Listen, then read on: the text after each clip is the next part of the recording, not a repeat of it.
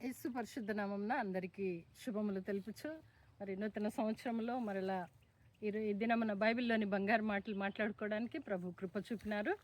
వాక్యము చదువుకొని ధ్యానించుకుందాం. 24వ కీర్తన 5 వచనములు చదువుకుందాము.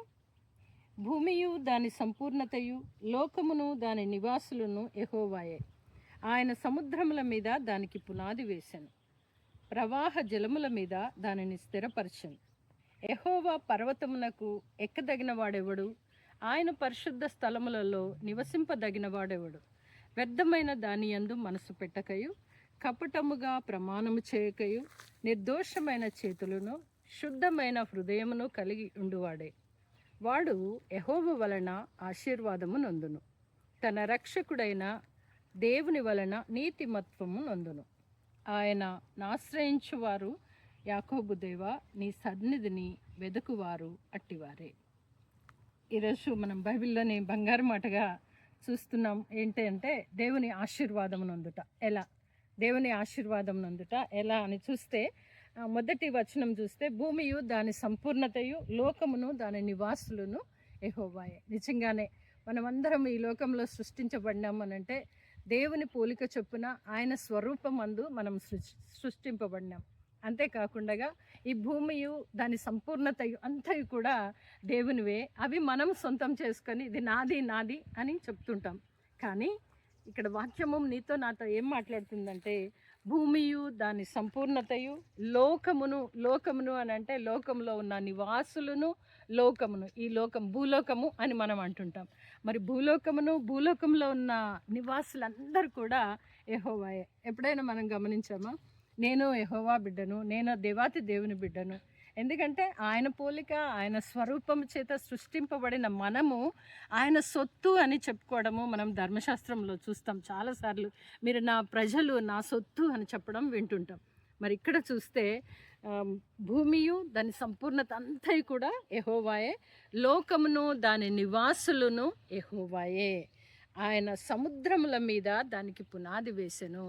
మరి నిజంగానే సృష్టి ఆరంభంలో దేవుడు చేసిన సృష్టి క్రమం అంతా గమనించినట్లయితే దేవుడు భూమి ఆకాశములను వేరుపరిచి మరి ఆయన జలముల మీద పునాదులు వేసినట్టుగా మనము చూస్తాం.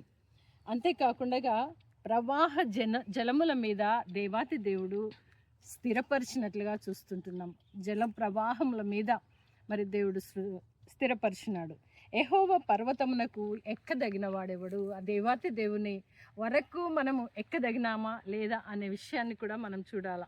అంతేకాదు ఆయన పరిశుద్ధ స్థలములలో నివసింపదగిన వాడు ఎవడు? ఆయన దేవాతి దేవుని పరిశుద్ధ స్థలములో నీవు నేను నిలుచుటకు యోగ్యత గలవారమా కాదా అనే విషయాన్ని కూడా మనము చూడాలి. అంతేకాకుండా వ్యర్థమైన దాని యందు మనస్సు పెట్టకయు, కపటముగా ప్రమాణము చేయకయు. వ్యర్థమైన దాని మీద మన మనసు, ఈ లోకములోని నివాసులు, భూమియు దాని సంపూర్ణతయు అంతా దేవాతి దేవుడిది. కానీ అది నాది నాది అంటూ వాదులాడుకుంటూ ఆ సృష్టికర్తను మరచిపోయినటువంటి మనం. అందుగురించే వ్యర్థమైన దాని యందు మనస్సు పెట్టకయు, కపటముగా ప్రమాణం చేయకయు. మనం ఇక్కడ 15వ అధ్యాయం కీర్తన 15వ కీర్తనలో దావీదు భక్తుడు రాస్తూ, యెహోవా నీ గుడారములో అతిథిగా ఉండదగిన వాడేవాడు, నీ పరిశుద్ధ పర్వతము మీద నివసింపదగిన వాడేవాడు. దేవాతి దేవుని పరిశుద్ధ స్థలము మీద నివసింపదగిన వాడు, పర్వతం మీద నివసింపదగిన వాడేవాడు అని చెబుతూ క్వశ్చన్ మార్క్ ఉంది అక్కడ. చెబుతూ 2వ వచనంలో యథార్థమైన ప్రవర్తన కలిగి నీతిని అనుసరించువాడే. యథార్థ ప్రవర్తన, మనకి యథార్థత ఎక్కడ కోల్పోతుంటామంటే భూమియు దాని సంపూర్ణతయు దేవుడిది అని వాక్యం వింటూ చదువుతూ కూడా ఇదంతా నాది అని చెప్తూ యథార్థతను కోల్పోతాం. మొట్టమొదటిగా దేవుని దగ్గరనే యథార్థతను కోల్పోయి మనం మాట్లాడటము ఇక్కడ చూస్తుంటున్నాం. అందు గురించే వాక్యం యథార్థమైన ప్రవర్తన కలిగి నీతిని అనుసరించాలి, అప్పుడే దేవుని ఆశీర్వాదం అని ఇక్కడ కూడా మనం చూస్తాం. హృదయపూర్వకముగా నిజము పలుకువాడే. కనుక యథార్థమైన ప్రవర్తన ఎక్కడి నుండి వస్తుందంటే హృదయపూర్వకంగా నిజము పలుకుతూ నిజము మాట్లాడుతూ ఉండాలి.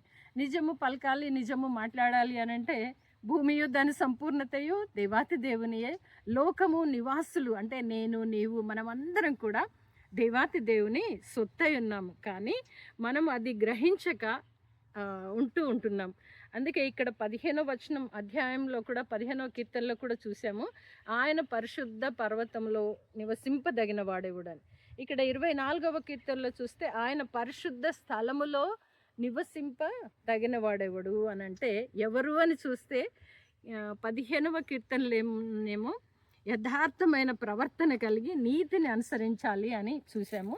24వ కీర్తనలోని చూస్తే వ్యర్థమైన దాని యందు మనస్సు పెట్టకయు కపటముగా ప్రమాణము చేయకయు. వ్యర్థమైన దాని మీద మనసు పెట్టుకుంటే యథార్థమైన ప్రవర్తన లేకుండా పోతుంది. అలాగే ఇలా మనం ఇక్కడ చూసినట్లయితే వ్యర్థమైన దాని యందు మనసు పెట్టకయు కపటముగా ప్రమాణము చేయకయు ఉండాలని వాక్యం సెలవిస్తుంది. అంతేకాదు నిర్దోషమైన చేతులను శుద్ధమైన హృదయము కలిగిన వాడే.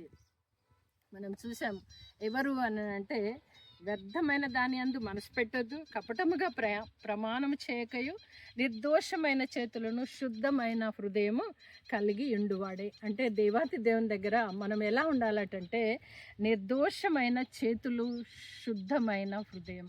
అంటే చేతులతో ఎన్నో పాపాలు చేస్తాం. దావీదు భక్తుడు యుద్ధ సమయములలో మనం చూసినట్లయితే యుద్ధములు చేసినాడు కనుకనే మరి దేవాలయమును కట్టటకు దేవుడు ఆయనను నీవు కాదు నీ సంతానము దేవాలయమును కడుతుంది అని చెప్పడం మనము విన్నాం. సల్మోను కొరకు దేవుడు ఏర్పాటు చేసి ఉంటున్నాడు. ఎందుకు అనంటే నిర్దోషమైన చేతులు కాదు. యుద్ధములలో మరి ఎన్నో యుద్ధాలు చేస్తున్న సమయంలో మరణములు జరిగినవి. ఆ చేతుల రక్తము పరిశుద్ధ దేవాలయం కట్టకూడదని మరి దేవుడు దావీదు భక్తుని నీకు పుట్టబోయే సంతానము ఆ దేవాలయం నిర్మిస్తుందని దేవుడు చెప్పడం మనం వింటాం. మరి ఇక్కడ చూస్తే శుద్ధమైన హృదయం కలిగి ఉండువాడే, శుద్ధ హృదయం కలిగి ఉండువాడే మరి దేవుని వలన ఆశీర్వాదము నందును అని మనం చూస్తుంటున్నాం. 15వ కీర్తనలో కూడా అలాగే యథార్థమైన ప్రవర్తన కలిగి నీతిని అనుసరించువాడే దేవుని నుండి ఆశీర్వాదం. ఇక్కడ చూస్తే నిర్దోషమైన చేతులను శుద్ధమైన హృదయం కలిగి ఉండువాడే దేవుని వలన ఆశీర్వాదం పొందును. మరి ఈరోజు బైబిల్లోని బంగారు మాటగా దేవుని ఆశీర్వాదం ఎలా పొందుకుంటాము అని మనం గమనించినట్లయితే నిర్దోషమైన చేతులను శుద్ధమైన హృదయమును మరి 15వ కీర్తనలో యథార్థమైన ప్రవర్తన ఈ 3 కలిగి ఉన్నాడలా వాడు యెహోవా వలన ఆశీర్వాదము పొందును అని చూస్తుంటున్నాం. బైబిల్లోని బంగారు మాట అందరికి ఇష్టమే. దేవాతి దేవుని నుండి వచ్చు ఆశీర్వాదము లేదా దైవ దీవెనలు పొందుకోవాలంటే అందరికీ ఇష్టమే. కనుక మనం చూసినట్లే అవి మన హృదయంలో జ్ఞాపకం చేసుకోవాలి, గుర్తు పెట్టుకోవాలి. ఎందుకంటే ఇహలోకం నుండి వచ్చే ఆశీర్వాదం ఎంతైనా కావచ్చు, ఒక క్షణంలో అవి పోవచ్చు. కానీ దేవుని నుండి ఆశీర్వాదం పొందుకున్నట్లయితే మన నుండి ఎవరు వేరు చేయలేరు. అందుగురించే మరి నిర్దోషమైన చేతులను శుద్ధమైన హృదయమును 15వ కీర్తనలో యథార్థముగా నీతిని అనుసరించి నడుచువారు దేవుని వలన ఆశీర్వాదము నొందుదురు. మరి అలాగే చూస్తే తన రక్షకుడైన దేవుని వలన నీతిమత్వము నొందును. ఆయనను ఆశ్రయించు వారందరూ కూడా నీతిమంతులుగా తీర్చబడి మన దేవుడు నీతిమంతుడై ఉన్నాడు, పరిశుద్ధుడై ఉన్నాడు. మనము కూడా అవన్నీ అలవర్చుకొని దేవుని యందు భయము భక్తి కలిగి ఉండాలి. అంతేకాకుండా యాకోబు దేవా నీ సన్నిధిని వెదకువారు అట్టివారే. ఎలాంటి వారు అనంటే యథార్థముగా నీతిని అనుసరించేవారు, మరి శుద్ధమైనటువంటి హృదయం కలవారు, అంతేకాకుండా నిర్దోషమైన చేతులు కలిగి మరి దేవుని యందు భయము భక్తి కలిగి ఎప్పుడైతే మనం ఉంటామో మనము దేవాతి దేవుని వలన ఆశీర్వాదం పొందుకుంటాం.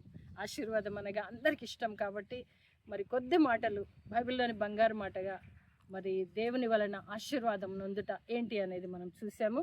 కనుక అవి దృష్టిలో పెట్టుకొని దేవుని నుండి వచ్చి దీవెనలు పొందుకుందాము గాక. ఆమేన్.